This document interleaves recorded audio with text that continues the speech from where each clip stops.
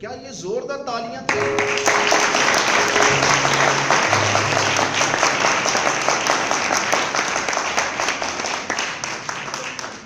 और जोरदार हाथ उससे।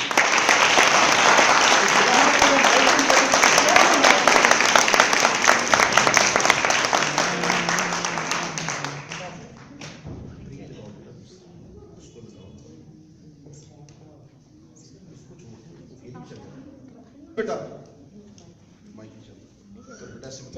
चले पकड़ ली जरा थोड़ा सा पास इसी के नाम में सबकी सलामती हो। मेरी पहली भाई मेरी मामा से रिलेटेड है। उनके रात को काफ़ी ज़्यादा तबीयत ख़राब थी, उनसे चला नहीं जा रहा था, इवन कि वो वॉशरूम भी नहीं जा पा रही थी। मैंने उन पे यीशु का लहू अप्लाई किया और खुदा उनके फजल से वो बिल्कुल ठीक। हालेलुया। और मेरी दूसरी गवाही मेरी बड़ी आपी से रिलेटेड है। वो चर्च नहीं आती थी, मैंने पास्टर जी से दुआ करवाई थी, सिर्फ 2 जुम्मे दुआ करवाई और वो तीसरे जुम्मे खुद रेडी हो गई कि मैंने चर्च जाना है। मेरी तीसरी गवाही खुद से रिलेटेड है कि मैं भी काफ़ी बीमार हो गई थी और मैंने पास्टर जी से दुआ करवाई थी और खुदा उनके फजल से मैं भी ठीक हो गई। क्या करेंगे?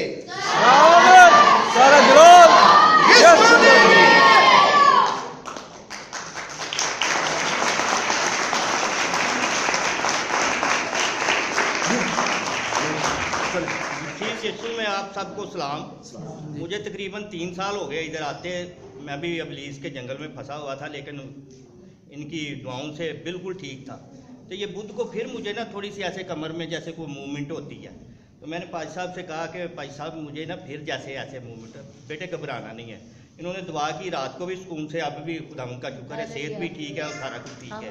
और यहाँ आके मुझे बहुत सारी खुदा ने बरकत दी है कि मेरी बेटी गवर्नमेंट जॉब में लगी है। यहाँ आके मेरे कोरोना में हम आते रहे हैं सारे, तो कोरोना में मेरी बेटी को जॉब मिली। हालांकि बड़ी रुकावटें, पाजी साहब ने कहा कि आप परेशान ना हो, उसको जॉब मिलेगी, वहाँ ही मिलेगी। और वहाँ ही मेरी बेटी आप 1 साल हो गया तकरीबन जॉब कर रही है। तो दूसरी ये है कि भी हमारे पैसे, मैं गवर्नमेंट से रिटायर हुआ था, 1 साल हो गया था, मुझे पैसे नहीं मिल रहे थे, लिस्टें बनी जा रही थी या पैसे मांग रहे थे।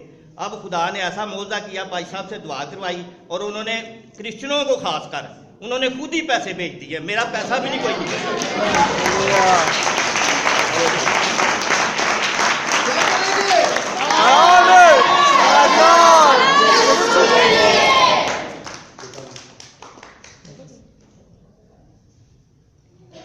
मसीह के ज़िंदा नाम में आप सबको सलाम।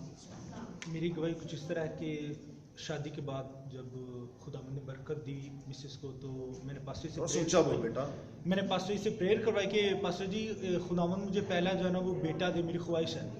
तो वैसे ही हुआ, खुदावंद ने मुझे पहला बेटा मुहैया किया और उसके बाद दूसरी दफ़ा खुदावंद ने फिर बरकत दी और मेरी ख्वाहिश थी कि मैं माँ बाप का अकेला बेटा हूँ और मेरे जो है 2 बेटे हो जाए। और मैंने वैसे ही पास्टर से प्रेयर करवाई और खुदावंद का शुक्र है, खुदावंद ने मुझे एक और बेटा मुहैया किया।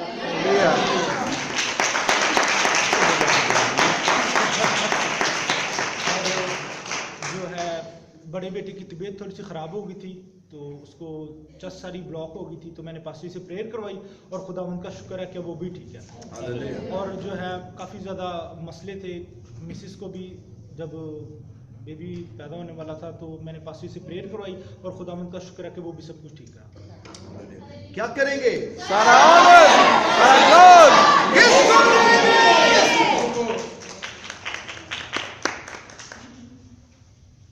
मसीह यीशु के नाम में सब बहन भाइयों को सलाम। मेरी गवाही कुछ इस तरीके से है कि एक मेरी गवाही मेरे बेटे की है।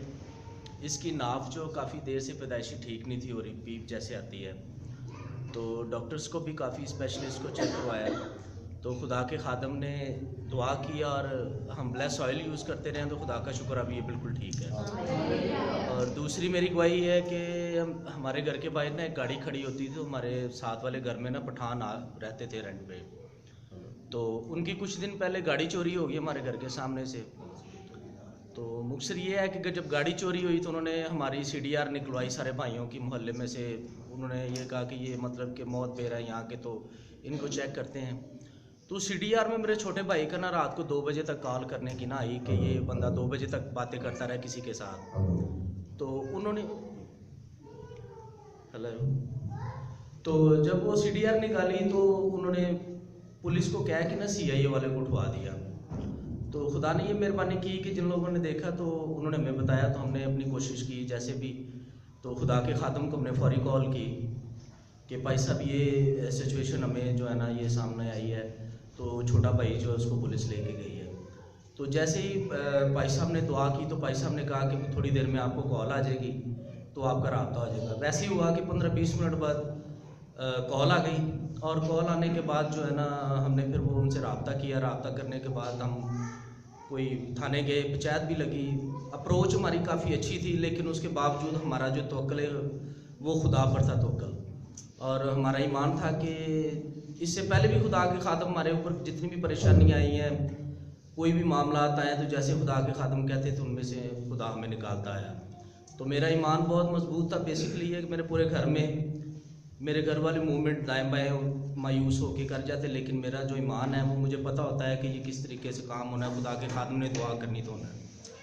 मैं वहाँ पे थाने में खड़े होते ही बाहर निकला, जब वो पठान मान नहीं था नारा, वो कहता है जी मैं यहाँ से छोड़ूंगा तो कराची ले जाऊँगा, यहाँ से छोड़ूंगा तो पेशावर ले जाऊँगा, मैं छोड़ूंगा नहीं 12 लाख को। तो मैं थोड़ा सैपर हो गया। मैंने कहा जैसे आपने करना कर लें, क्योंकि मेरा ईमान किसी और जगह पे था। मेरा पता था खुदा हम यीशु मसीह मौजज़ा कर दिखाएंगे, अपना जलाल ज़ाहिर कर दिखाएंगे।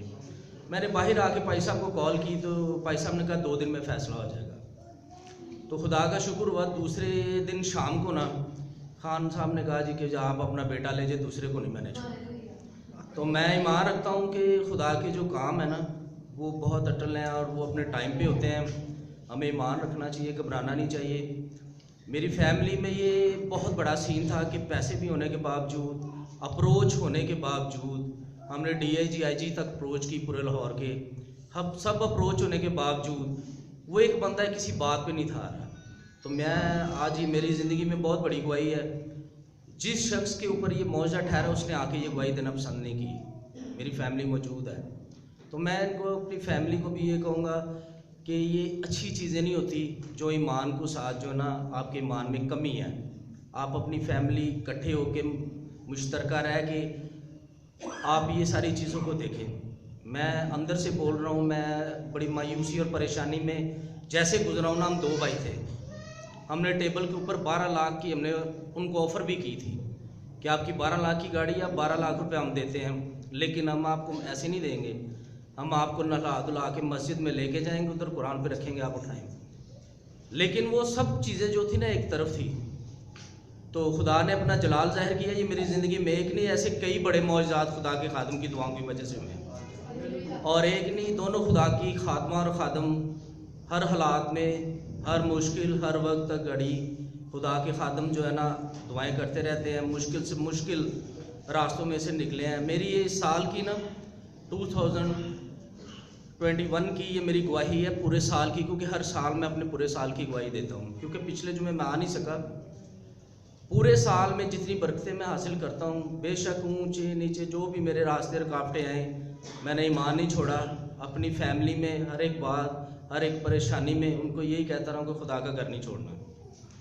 आज खुदा का घर नहीं छोड़ा, तो ये हम इस सीन से गुजरे हैं कि मैं आपको बता नहीं सकता कि 2 दिन हमारे घर खाना नहीं पका, कि वो रात को 2 बजे ऊपर छत के खड़े होके ना तो मूवियाँ बनाता था, पूरी गली के कैमरे उनको टच करता, तो वो कहता था जी जिस तरीके से भी कि यहाँ से छोड़ेंगे तो पेशावर लेके जाना है। तो इंटेलिजेंस में उसका बेटा था, ISI में उसका बेटा था, मेजर था। ये मेरी गवाही बताने का मकसद ये है कि खुदा किसी को आजमाइश में ना डाले, कोई परेशानी में ना डाले। लेकिन आपके साथ कौन था? मेरे साथ तो यीशु था, और मेरे साथ जो खुदा के खादम, मैं रात को 2 बजे कॉल करूं या 1 बजे करूं या सुबह 12 बजे कॉल करूं, जिस जगह पे भी मैं खड़ा हूं, मुझे पता है कि खुदा के खादम तो मेरे साथ हैं, रूहानी माँ बाप भी हैं मेरे। तो मैं इनको हमेशा अपना माँ बाप समझता आया हूँ। मैंने इनको, खुदा के खादम तो हैं ही, खुदा ने इनको बरकत दी हुई है, खुदा ऊपर बैठा है। हमारी दुआएं क्यों नहीं कबूल हो जाती? हम भी तो करते हैं। इनको मुकर्रर किया, ये कहान है, मैं इनका आज बड़ा मशहूर हूँ। तो मैं इनको कहूँगा कि खुदा इनको जो है ना इनकी 200 साल ज़िंदगी करे, आप इनकी एक लैब करें, इतनी लंबी ज़िंदगी करें, हमने आप जल्दी यीशु के पास जाने का मेरी दिल से दुआ है कि मैंने अपनी जितने सालों से मैं आ रहा हूँ, मैंने तो अपनी ज़िंदगी में बड़े मौजज़ात देखे हैं खुदा के खादमों की वजह से।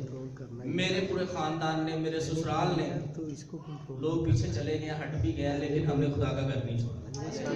मैं कहूँगा कि आप भी जो है ना खुदा के खादम के लिए एक दफ़ा फिर क्लैपिंग